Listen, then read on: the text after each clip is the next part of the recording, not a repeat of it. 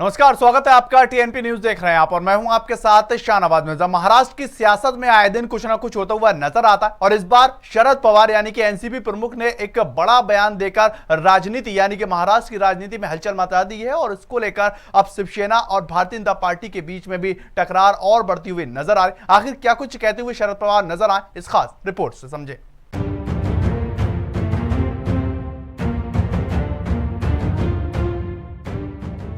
महाराष्ट्र की राजनीति में कुछ ना कुछ होता ही रहता है। कभी शिवसेना का बयान आता है तो कभी कांग्रेस निशाना साधती नजर आती है, लेकिन इस बार एनसीपी प्रमुख शरद पवार का एक बयान आया जहां पर महाराष्ट्र की सियासत में हड़कंप मचता हुआ नजर आया। दरअसल शिवसेना, कांग्रेस और एनसीपी के तीनों दलों वाले महाविकास अघाड़ी गठबंधन के सूत्रधार माने जाने वाले एनसीपी प्रमुख शरद पवार ने यह दावा किया है कि भारतीय जनता पार्टी कभी अपनी सहयोगी शिवसेना को खत्म करने की फिराक में लगी हुई थी। पवार का यह दावा है कि यही कारण था कि इसको लेकर भारतीय जनता पार्टी लगातार प्रयास कर रही थी और शिवसेना को खत्म करना चाहती थी और वो महाराष्ट्र के अंदर पूरी तरीके से अपना वर्चस्व हासिल करना चाहती थी।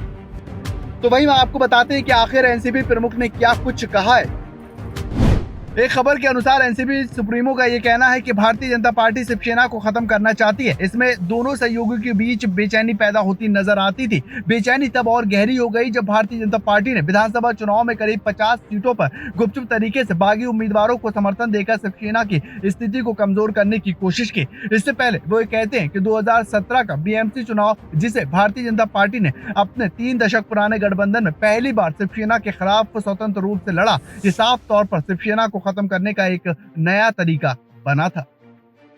आपको बताएं कि ये दावा 2 मई को प्रकाशित होने वाली पवार की आत्मकथा लोक लुभानी संगीत के दूसरे संस्करण में किया गया। आत्मकथा ऐसे समय में सामने आने की उम्मीद है जहां व्यापक अटकलें हैं कि उनके भतीजे एनसीपी के वरिष्ठ नेता अजीत पवार अगर सुप्रीम कोर्ट ने एकनाथ शिंदे और देवेंद्र फडणवीस सरकार पर प्रतिकूल फैसला सुनाया तो विधायकों के एक समूह के साथ भारतीय जनता पार्टी का दामन थाम सकते हैं। एनसीपी सुप्रीमो आगे ये लिखते हैं कि शिवसेना के स्वाभिमान को खत्म करने की साजिश भारतीय जनता पार्टी ने रची थी। वे कहते हैं कि एक समय था शिवसेना ने महाराष्ट्र में 171 विधानसभा सीटों पर और भारतीय जनता पार्टी ने 117 सीटों पर चुनाव लड़ा था, लेकिन 2019 में भारतीय जनता पार्टी ने 164 सीटें ली, 124 सीटें शिवसेना के लिए छोड़ दी थी, जिससे ये साफ था कि भारतीय जनता पार्टी शिवसेना से अपना रास्ता अलग करना चाहती है।